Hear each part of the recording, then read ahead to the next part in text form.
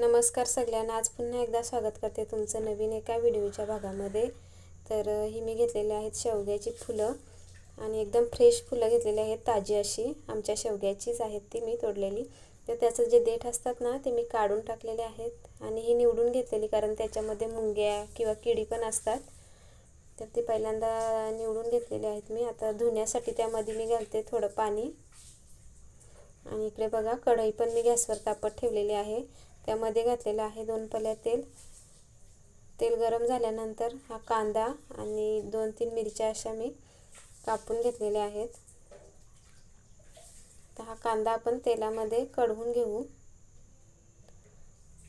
1-2 मिनिटं असंच मी हलवत राहते। गॅस मी मीडियमच ठेवलेला आहे आणि ती जी आपली आता मी फुलं घेतलेली आहेत ना ती काही जण बाफून आणि नंतर भाजी करतात, कारण थोडा मग कडवटपणा असतो त्याला, तो निघून जातो। तर मी तशीच बनवणार आहे। आता ही घालूया थोडीशी हळद।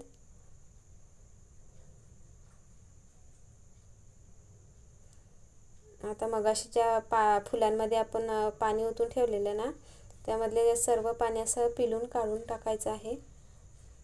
गॅस मीडियम करून त्यामध्ये ही घातलेली आहेत, आता सर्व फुलं घातलेली आहेत मी।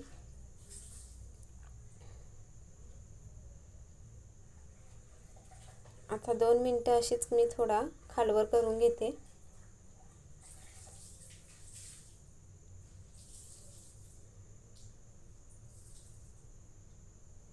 हे घालते मी चवीनुसार मीठ।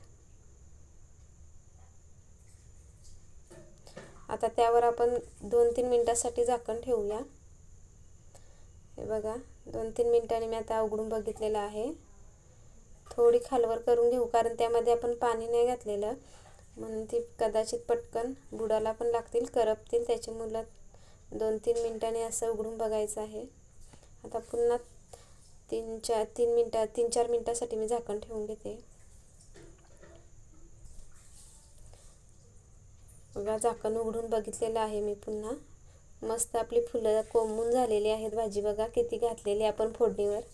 आता शिजल्यानंतर ते एकदम थोडी झालेली आहेत। तर आता आपली ही फुलांची भाजी झालेलीच आहे। कशी वाटली? आवडली असेल तर लाईक करा आणि प्लीज चॅनलला सबस्क्राईब करा।